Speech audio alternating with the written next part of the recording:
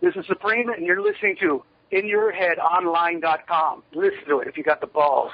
All right, we're back. Welcome to In Your Head Wrestling Radio. I'm the internet icon, handsome Jackie Jones, along with my right-hand man. 1-inch biceps, the power goat. Bah. Not too much power in that bah this week. Well, you know. I'm disappointed. No, I'll make it up to you. Well, yeah, I bet you will. All right.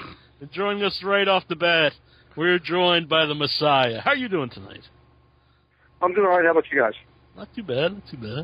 Doing pretty good. Yeah. Well, everybody know you've got a big match coming up February 25th. MEXPW, Los Angeles, occupied. Now, we had Supreme on last week, and he talked some stuff about you, and you can check out all the information about the event at MEXPW.com. There's a link right on the website. Now, did you hear Supreme, what he said about you? I heard things, I heard little things, just, people calling up, telling me, Supreme said that, Supreme said this. It was just a broken record. It's the same stuff he's always said. So, it really wasn't, anything new or witty that, floored me or anything, but, it's what I expected from him. Now, one big thing he was talking about is he doesn't like that you're coming from the East Coast and going back to the West Coast. What do you think about that? What do I think about that? Honestly, it sounds stupid to me. The fact of the matter is, I was given opportunity elsewhere besides the West Coast.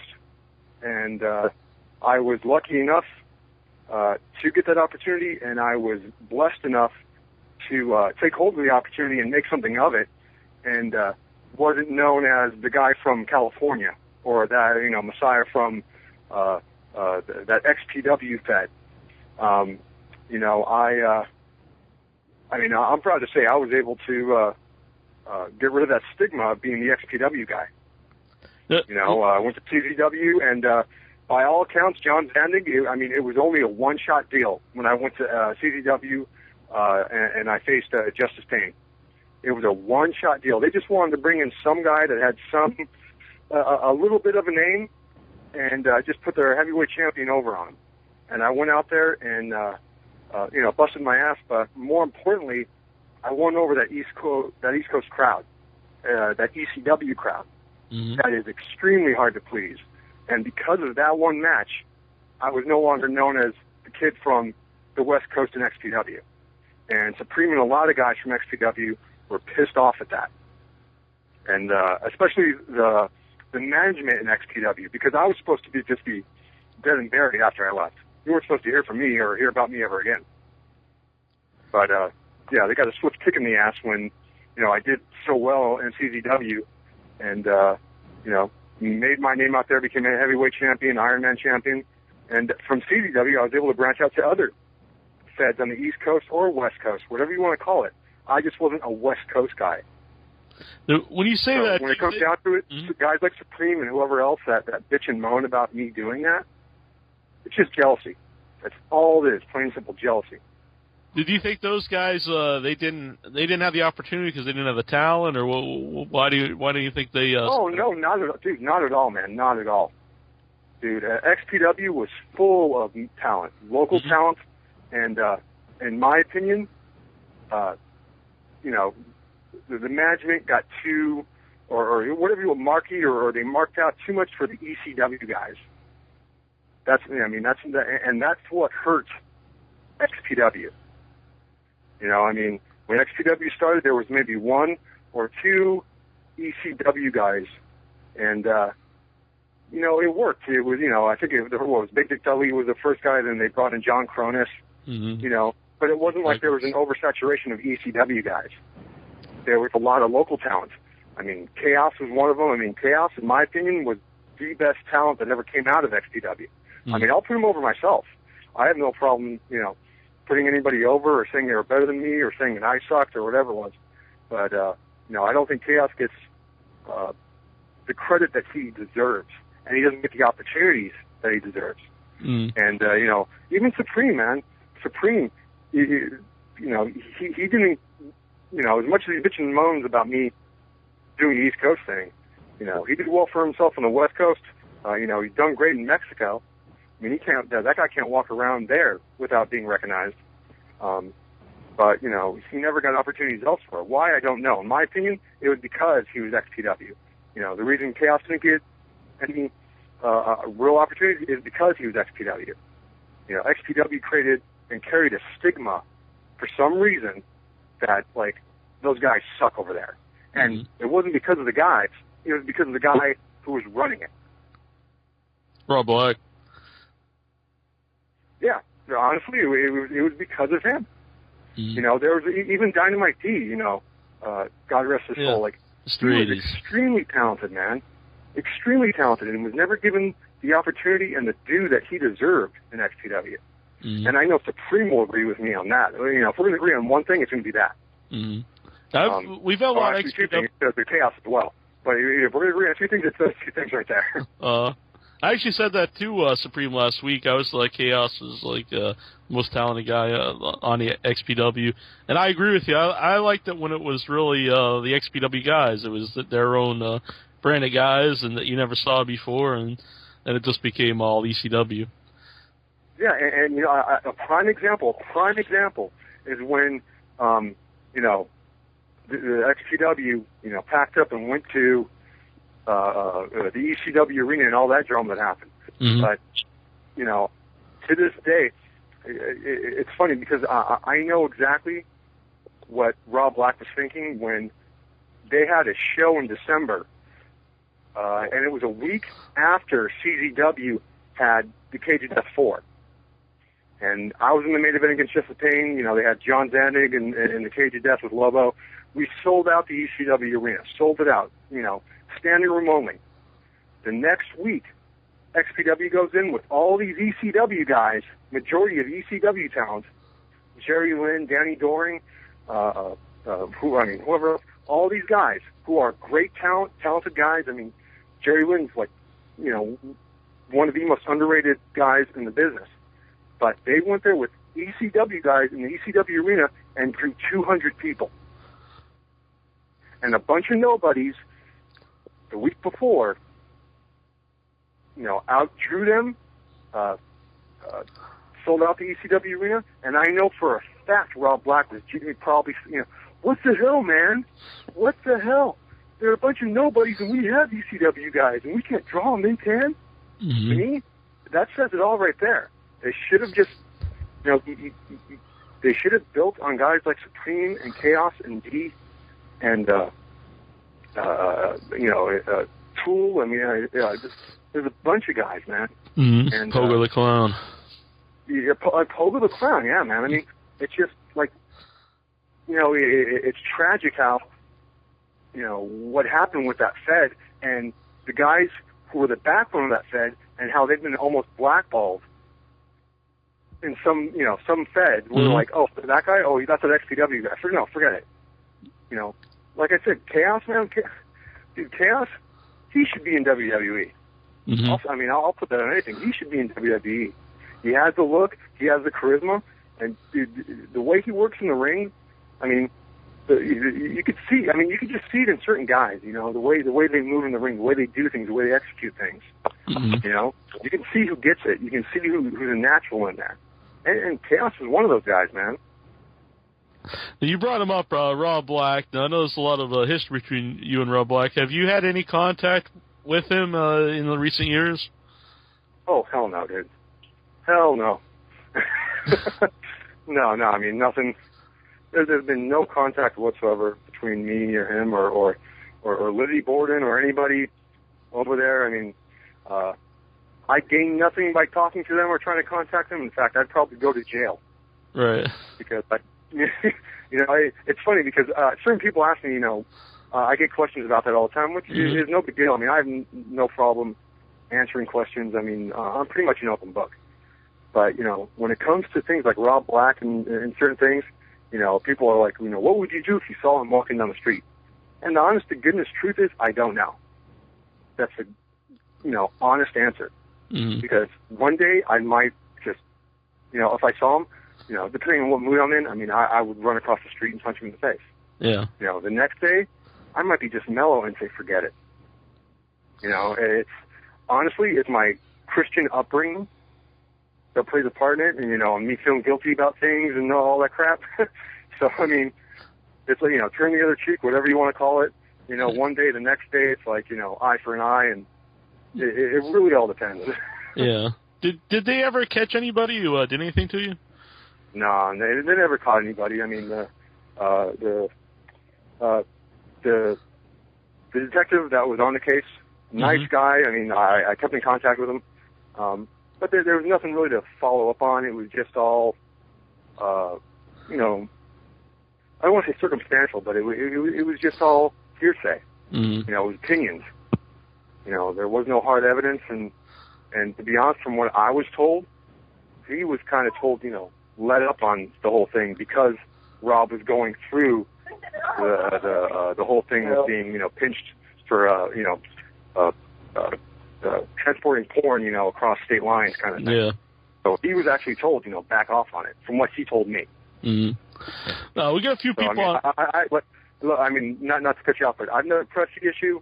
You know, since the day that whatever the attack happened, whatever you want to call it. To be honest with you, man, I mean, I haven't had a sleepless night. I haven't had nightmares about it. I haven't, you know, dwelled on it. You know, what's done is done. It happened. I mean, and it's, you know, in many ways, it was kind of a blessing in disguise. In other ways, it's a bitch open ketchup package right now. So, I mean, yeah. I'm all good no matter what. It's just, you know, I kind of take it as it goes. But, you know, when people ask me about it, it's, you know, it's like you already know everything. You know, I can't tell you anything else. So, I mean, that's basically, you know. What was your relationship with Rob Black, you know, before all this happened? Honestly, with Rob Black, it was, I actually was working at the MEXPW offices. It's kind of a funny story only because I mean, just like any indie wrestler, just like any wrestler, I mean, you know, you're scratching and crawling and make it. And I was working at a steak, basically a restaurant, and you know, I'm doing these death matches with Supreme, and we're killing each other, you know, on a Saturday, and then I got to show up Sunday morning or Monday morning to serve people food, and I got, you know, cuts all over my head. Dude, I would walk into the restaurant, and they would look at me and go home. You're not working today. And I would go into the MEXPW office, and, you know, and Rob or whoever would just be like, you know, what are you doing here? I'm like, I got sent home from work. You know, this is costing me money outside of doing this. And the decision was made, and they offered me a job to work in the offices. And that's what I did. And, you know, it was the one thing I will say about working there is that there wasn't a day that I did not laugh my ass off at something. You know, that place, there was a lot of comedy in it. There was a lot of laughter in it. But at the same time, you know, every day, there was the flip side of that coin is, man, you wanted to knock somebody out almost every day. Yeah. Because of the way things were run there. You know, but, I mean, I'll be honest, my relationship with Rob was good. It was a good relationship. And then, you know, shit happened, and then it went to hell. But, you know, when it came to Rob, I knew how Rob acted. I knew how he would act with guys or people he didn't want to deal with and everything. So when everything happened and I left and I was doing CZW and I'd hear through the grapevine that he was pissed off and that he was threatening me or whatever it is, to be honest, I never took it seriously because of the fact of I knew how he was. He was a big talker and never would actually engage anybody. And, you know, case in point, you know, two guys, you know, broke into my house and did what they did to me. You know, it wasn't like Rob was there or whoever else was there and watched it. So, I mean, in retrospect, you know, I should have known better because back then I was an angry kid. I mean, I was angry. I mean, so Supreme will even tell you. I heard from Supreme, or people would tell me that Supreme would say that, you know, Messiah, dude, he is one miserable son of a bitch. He's never happy because I would do my match and I would be pissed off. I'd go to the shower and sulk, or I'd sit on a bench and just, be pissed off at myself because I didn't do this right, or this didn't go right, or this didn't look good. And it wasn't until I got to CZW and I was around guys like the Backstreet Boys, Trent Acid and Johnny Kashmere, Adam Flash, Ian Knox, those guys, and I saw how much fun they were having. And they were having great matches. Mm-hmm. Without beating themselves up, without, having to be the serious guy. It wasn't until I got there that, I was having a good time doing what I was doing. Mm-hmm. So we got a few people here on hold. 2-1 area code. Who are you? Juan? Juan, do you have a question from Messiah? Yes, sir. I really enjoyed your conversation, but I don't know if I'm going to go a little bit off topic. What do you think about The Undertaker taking somebody's spotlight at WrestleMania? The guy hasn't been.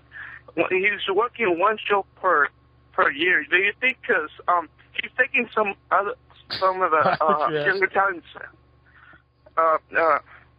He's taking the spot of the younger talents. Hey, Juan, not to cut you off, Juan, not to cut you off. I'm not being rude. Dude, I'm not in WWE. I don't give a shit. Well, he's the Undertaker. You think you should just... I don't care. Good for them. He's making millions of dollars, and I'm not. So there we go. Thanks for calling in, Juan. But I don't think you could. Anyone could say Sorry, The Undertaker. I wasn't like a mean asshole with that one. No, but it did. I didn't understand why he was asking either, and I don't think anyone in their right mind is going to say The Undertaker doesn't deserve a spot on WrestleMania. Yeah, it's just like, okay, yeah, of course, he does. Who am I to say he doesn't? Holy, come on. Intro, do you have something to say about that? No, but I have a question from the message board, if you'd like to ask it. Sure. Extreme King, he wants to know, who was your favorite opponent in XPW or CZW? That's a good question. That's actually one of the questions I get asked all the time. It really all depends. In XPW, I'd have to say Supreme. That Go Funk Yourself match he and I had, I'll put that death match up against any death match in Japan, in the U.S., and anywhere. Because that death match, in my opinion, again, I usually don't like what I do. I don't like my matches. I don't think, but when I can sit back and watch it, and I still nitpick it. But everything that we did in that match, I'm extremely proud of. And when you watch it, the things that are teased, the things that we go through, the build of it, I couldn't be more proud of that match. And especially on the heels of the whole ECW thing that happened at Heatwave, which was like 2 weeks before or whatever. I was extremely proud of what we did. Mm-hmm. And that's probably, Supreme's probably my favorite opponent. I never had the opportunity to wrestle Kaos in XPW. I would have liked to, because I think he and I could have done well in XPW, and the fans would have liked it. Mm-hmm. In CZW, it's a toss-up. Nick Mondo, we had some great matches. Again, we just had a good chemistry. My first match was just the same in CZW. For two guys, I'm extremely proud of that match for one reason, and the reason being that for two guys who didn't know each other, who had just met, and knew nothing about each other, and to go out there and do what we did, if you know how this, wrestling works and everything, how the business works, that does not happen often. When two guys who don't know anything about each other, don't know each other, can gel as well as we did. Mm-hmm. Plus, Adam Flash and CZW, I always had a blast with him, just goofing off. And again, there are certain guys that I wrestled there that, they made me realize, wrestling's fun. Have fun with it. Don't be such, an a-hole. Sure. There were a couple guys in CZW, but basically it was like Adam Flash, Nick Mondo, and Justice Payne. Mm-hmm. Let's see, or maybe these guys will have better questions. Jamal. Yeah, how you doing? What is the 5 favorite matches that you have had that made an impact on you during your whole career? 5 matches. First and foremost. Well, actually, the first one would be me and Dynamite D at the Palace in Hollywood. It was my second or third or fourth or whatever it was, as doing the Messiah gimmick. And that one match I had with him, basically, he made me look so good in that match that the next month when we had shows, I was elevated a little bit more. I just wasn't that guy, doing the Jesus thing. And second match would probably be my first match was Supreme at the death match, at the first death match tournament in XPW. Even though he and I beat the crap out of each other in that match, and I went away a bloody mess, and he went on to win the thing. It was one of those matches that, even though I lost, I gained everybody's respect in that place. Yeah. And when I came the next month, the fans took notice. Like they looked forward to seeing me. I remember my music playing and this huge pop. I like it was yesterday because I wasn't expecting it. And probably the next three would be that first, would be to Go Funk Yourself with Supreme. As I said before, because of everything that was involved going into it. And first and second would probably be my first match at CZW against Justice Pain, because I was only supposed to be there a one-shot deal. I wasn't supposed to be there and then go on to win the heavyweight title and all that stuff. I was just there to make him look good. And third match is probably a match I actually had with Nick Mondo. Actually, no, it wasn't. That fifth one would be against Adam Flash in the first Tournament of Death, because no one expected me to show up at that place. And going out there and just, the fans, being happy, genuinely happy that I was there, made an impact on me. So those are the matches right there. Thanks, Jamal. All right. I can't believe I remembered all that. Holy crap. Oh, that was pretty good. When we had Supreme on, they talked about... That was really, heartfelt. That was, a really heartfelt, full-thought answer. I was like, wow, I'm proud of myself for that one. Yeah. He put you on the spot, and you delivered. Exactly. Yeah, geez. It doesn't happen often, but when it does, wow. There you go. Is his name Crush? I know you called in before the show started. Dane. Mm-hmm. Dane. Okay, Dane. The Crush is very close. Close. Yeah. Well, what was your question? Just a quick one, Messiah. I was kind of surprised when I saw on the some of the responses about you coming back. Was Luke Hawks had some kind of a shitty ass Luke is a wine words bitch. about you. Yeah, I've noticed that because it's honestly, you kind of put when it comes to Luke, I love that kid. Actually, I got nothing bad to say about Luke. He's a good kid. You can tell, the guy looks like he's made out of granite now. But, he speaks his mind, whether it's good or bad. And honestly, Luke saying what he said or whatever he said, I really don't care. It has no bearing on what me and Supreme do or what I'll do to Supreme and how the show's going to go or, if I was 23 years old and I heard that, I'd be pissed off. Dude, I'm 34. I don't care. The one thing, anybody else that pisses all over me because I went to the East Coast or because I pissed all over the West Coast and all that stuff, they're mad because it's true. Nobody comes over from the East Coast to the West Coast to wrestle or to learn to wrestle or anything like that. Everybody, people from the West Coast go and, move to the East Coast.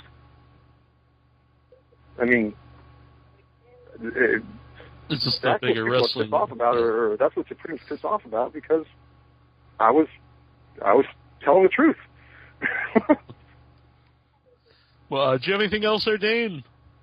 I just wanted to. The other thing that really impressed me about you, Messiah, is I've talked to you a couple times on Facebook. I've messaged you, but one thing about it was just with you. The one thing that got me was the relationship you have with your daughter. I have two little girls that are 3. They're my most important thing. And just to see how the pictures you have about your daughter and your family. That's another thing that shows a lot of respect. Oh no, thank you. Something because of that comment, I'm gonna make sure my wife listens to this because she always gives me crap. But when it comes to my daughter, honestly, and my wife, they are the two main reasons I'm not, the angry young kid or the angry young man that I was. Mm-hmm. They have calmed me down so much, and put things in perspective so much, that, I can't flip the little things like I used to. And, my daughter, she's my biggest fan. I will say that, she's not going to the event because, I don't think she should be watching that kind of stuff. The beating that I'm going to put on, Supreme, or the beating that we're going to put on each other, and the things that, are going to happen, I don't want her seeing that. Mm-hmm.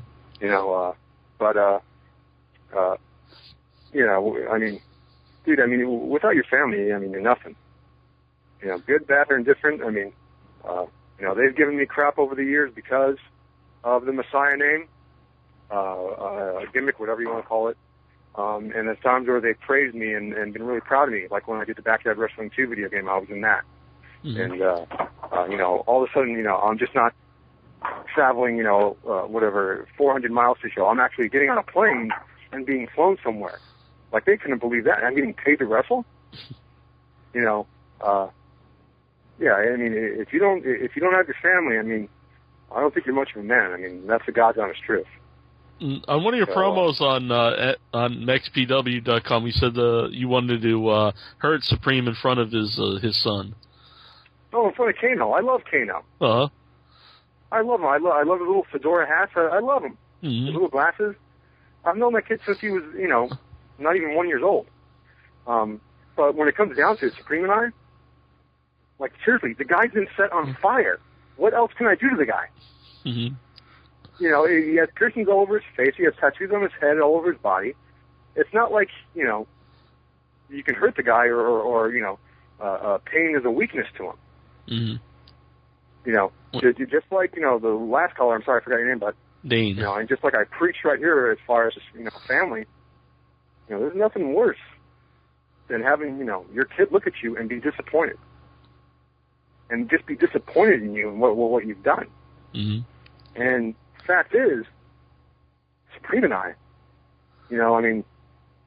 when I beat him in front of Kano, he's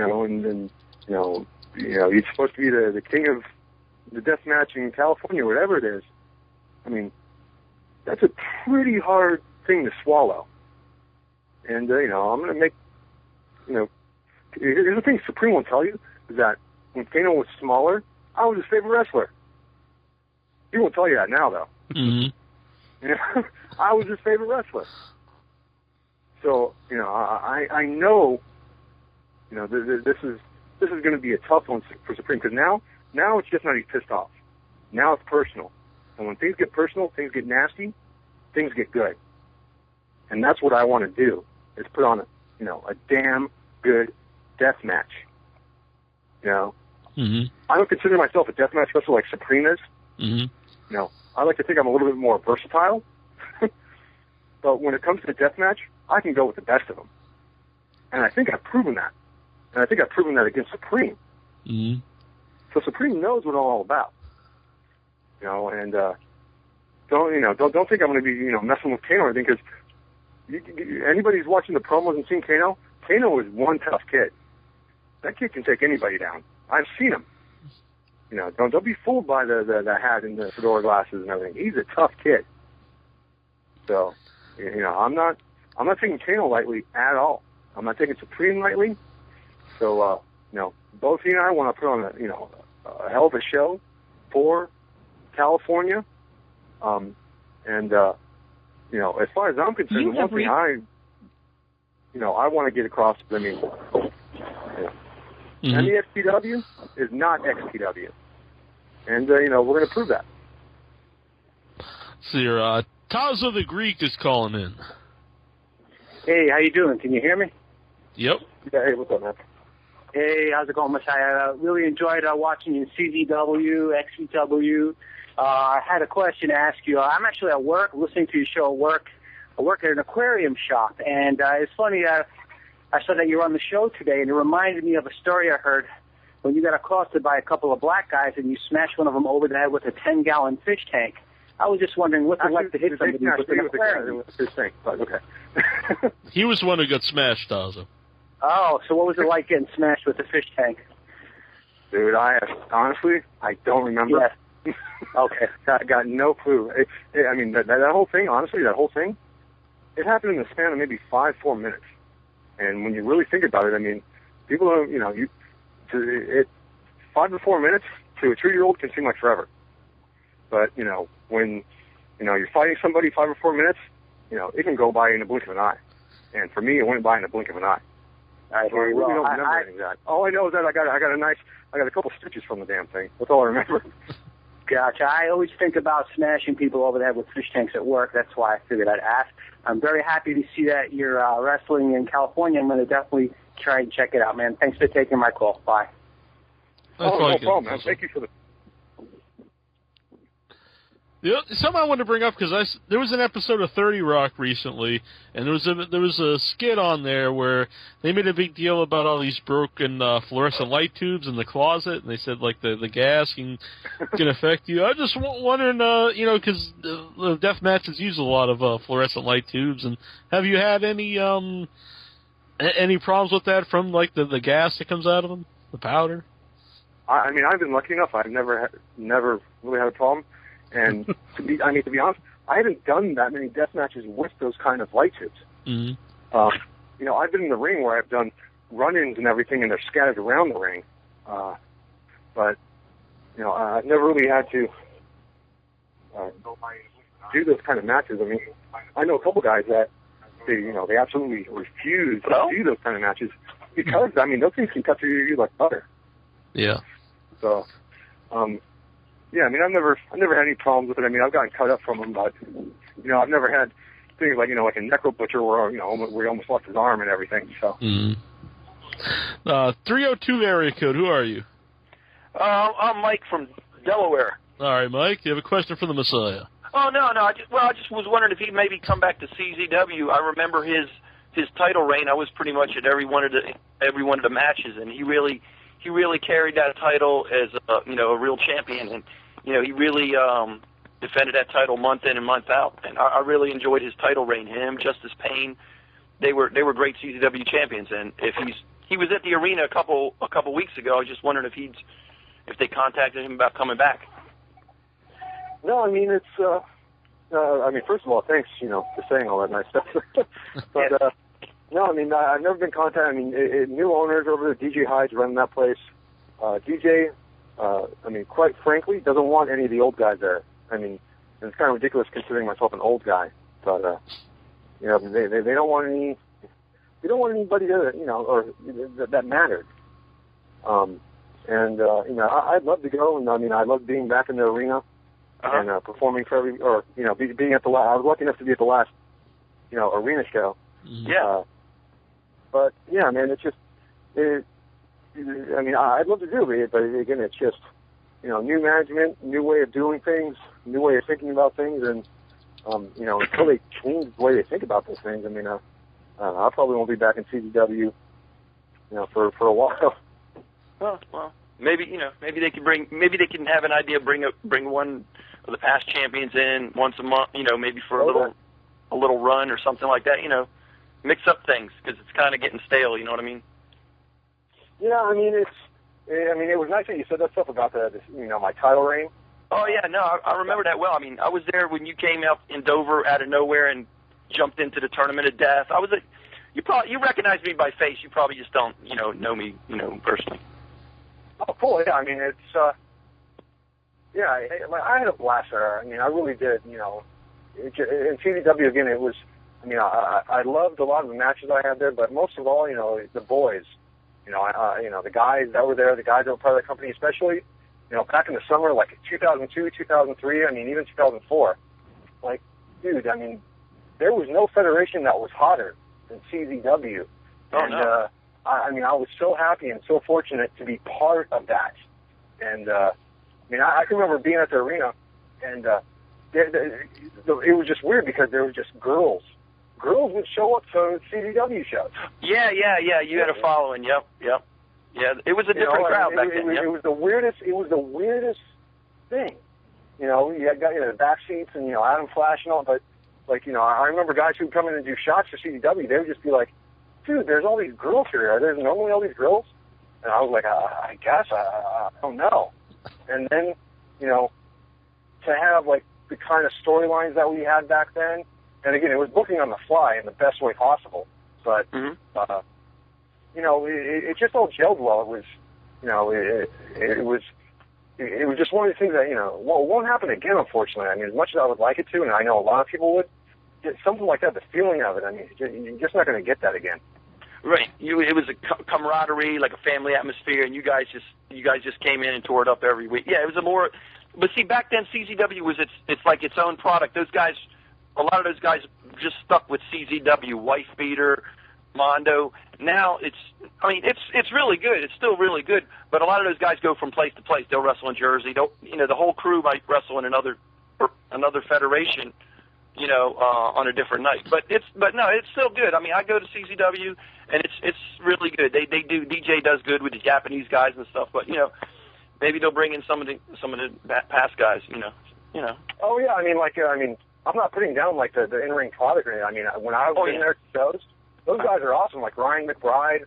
I mean, Drake Younger. I mean, Joker. I mean, I love those guys. Those guys are awesome performers, and I'd love for them to come out to the West Coast. That's why I had those guys like Joker in my promo, you know, in my promo rebuttal to Supreme, because I want those guys to get noticed. I want those guys in California. I want California fans, you know, to realize, you know, holy crap, there is some talent on the East Coast besides, you know, the people that they know already. Right. You know. It'd be awesome to go back to CZW or do something. I mean, I know for a fact, I mean, there was opportunities for me to do something, and management there, they just didn't want to budge. They didn't want to do it. It wasn't, I mean, it wasn't a money thing. It was just, I really don't think they wanted anybody from that 2004, 2002, 2005 era to be part of it right now. Well, maybe they can do something like you guys, Supreme and Chaos and stuff, can come over and do a little invasion. You know, maybe some kind of mix it up a little, because we like that. You know, when you came, I remember the day you came up, a lot of people didn't know. I said, "Oh, that's Messiah from XPW," and that's happened a lot. They kind of surprised. I don't even think they didn't mention you. You were surprised the first time you came there, weren't you? Were you advertised? Yeah. For what? For CZW. Were you advertised, or did you just show up? No, I just showed up. I mean, I just showed up. I got a call a week before from Zandig asking me if I wanted to come to Philly. Right. Yeah, then they brought Chaos in. Yeah.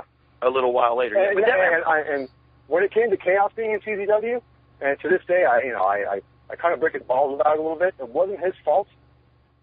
He went in there not as Chaos the Rock Superstar. He went in there as Chaos Santiago. He was going in there with the boa, being loud and obnoxious, and being, boisterous. And that's what they wanted, and that's what he should have done. And I wish I had the foresight to have told him, dude, you need to do this, don't do that. Because as a performer, I think, bar none, he's great. I mean, he's one of the greatest out there. Right. He came out there and I don't think he got a fair shake in CZW. I really, really don't. Well, yeah, that actually happened to Chris Hero. When he first came in, they didn't use him properly, and then they brought him back, and they made him a champion. You remember that? Oh, yeah. Nick Gage kicked him square in the face. Yeah, I remember that. yeah, they did that then. It happens sometimes. It's just the way it is. They did. But no, your title reign was good, and I enjoyed all your matches, and, maybe you guys can come back and, talk to DJ. Maybe the whole crew can come out there and have some, because we like that stuff, Maybe you should contact CZW and tell them that this is stuff you guys want to see. Maybe we will. Yeah, maybe they can do something like that. That's good. But, nice phone, Mike. Okay, all right, buddy. Take it easy. That was good. Well, I'm not better than that Juan guy. Intro, did you have a question? Beating up on poor Juan. He just wants to know about The Undertaker. But anyways, James Humphrey from Facebook, he wants to know, what was it like training under Carlito Montana? It was great. That guy used to kick my ass on a daily basis. What's funny is I started training in 1996, and that was right on the cusp of the whole it was right on the cusp of the whole like NWO Steve Austin Rock thing. You know, the people still had a belief in wrestling wasn't totally and completely exposed already. And hang on one second. Mm-hmm.